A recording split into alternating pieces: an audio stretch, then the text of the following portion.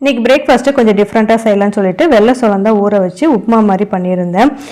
டேஸ்ட்லாம் நல்லா தான் இருந்தது. ஆனால் வந்து மக்கா சோளத்தை மென்று சாப்பிட்ற மாதிரி இருந்தது. டேஸ்ட் நல்லா மென்று சாப்பிட்ணும். ஸோ இது பசிக்கெலாம் ஒத்து வராதுன்னு சொல்லிட்டு இருக்கவே தோசை ஊற்றிட்டு சாம்பார் வச்சு சாப்பிட்டாச்சு.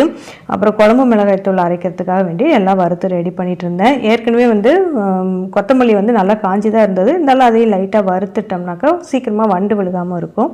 ஸோ எல்லாம் ரெடி பண்ணிவிட்டு மிஷினில் கொடுத்து அரைச்சிட்டு வந்துட்டேன். இன்றைக்கி வந்து தயிர் சாதமும் உருளைக்கிழங்கும் வச்சு தான் நான் சாப்பிட்டேன். நல்ல திவ்யமான ஒரு லஞ்ச் இது.